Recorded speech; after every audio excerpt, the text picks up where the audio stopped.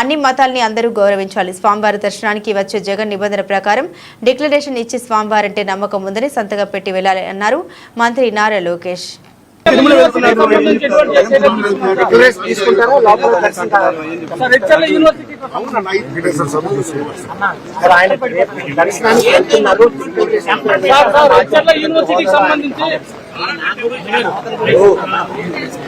అన్ని మతాలను మనం గౌరవించాలి. చర్చికి వెళ్తే వాళ్ళ విధి విధానాలు నేను పాటిస్తాను. మసీదుకి వెళ్తే వాళ్ళ విధి విధానాలు నేను పాటిస్తాను. గుడికి వెళ్తే విధి విధానాలు పాటిస్తాను. కొన్ని వాళ్ళ విధి విధానాల్లో సంతకాలు పెట్టాలి, కూర్చోవాలని, వాళ్ళ పైన కూర్చోవాలని, మహిళలు ఒక సైడ్ కూర్చోవాలంటారు. అవన్నీ మనం గౌరవిస్తాం, పాటిస్తాం. అది మాజీ ముఖ్యమంత్రి గారు 800 ఎమ్మెల్యే గారు కూడా పాటిస్తే బాగుంటుందని లడ్డు నేపథ్యంలో ఆయన మాత్రం దీక్ష రూపంలో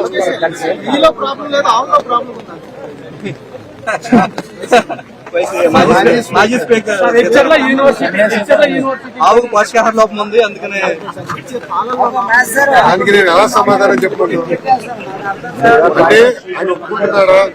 దయచేసి మీడియా మిత్రులు అందరూ అదే మాజీ స్పీకర్ గారు ఒప్పుకుంటున్నారా కల్తీ జరిగిందని సూటిగా ప్రశ్నిస్తున్నాను.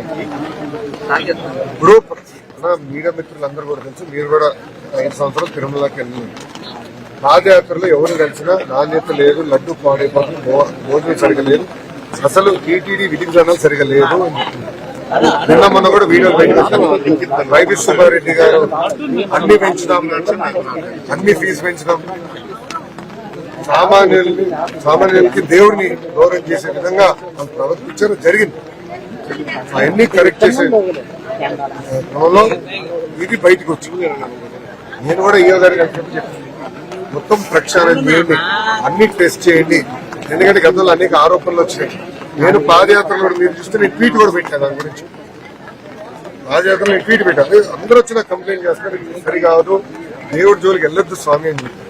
ఏమైందో ప్రజలే చూస్తారు, ప్రజలే కొనపడుతున్నారు.